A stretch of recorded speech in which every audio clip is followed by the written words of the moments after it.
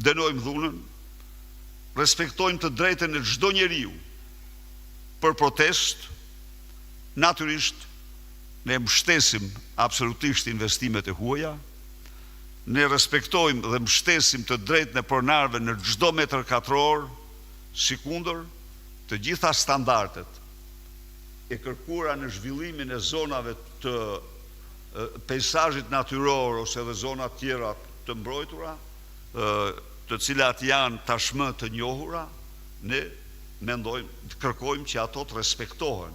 Dhe jam i bindur se ata që vizitojnë atë zonë, ata e kuptojnë që madhështia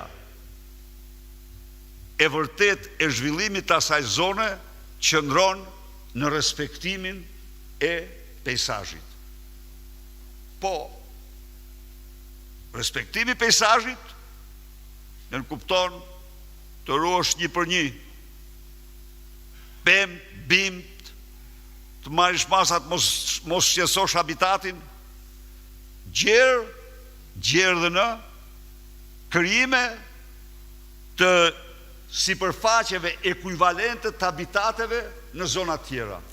Janë përcaktura, i ka përcaktur, ligji evropian i ka përcaktura shumë qartë këto. Po ky, si që që ka interesa, është si kuçetër i pa ngopur në asgjë, kush i merr vesh ato se ç'bën ky ato. Pra unë them që e quajt atë nevojshme të bëj para jush këtë sqarim, nuk thash dhe njerëzit duhet ta kuptojnë se nuk ka mafje më të pamëshirë se atë që e bëri Ksamilin ashtu që e bëri, se atë që bëri Gjirin e Manastirit, po e të tjerë, dhe po t'jetë puna për shkatrue peizazhe mjedis, barbaritë e mafjes shqiptare kanë kufive të mqiellit. Duhet jemi të guximshëm, duhet jemi të sinqertë, duhet i themi gjërat siç janë. Nuk ne kanë prishur, nuk ne kanë bërë Ksamilin të huajt në atë mënyrë. Nuk është Gjiri i Manastirit i të huajve. Nuk janë, s'është e vërteta, më thapë.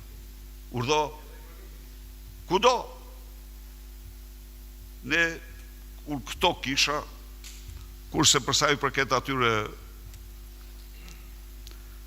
grupeve të opozicës kundër opozicës, atra janë mjerimi vërtet i politikës dhe i qytetarisë shqiptare.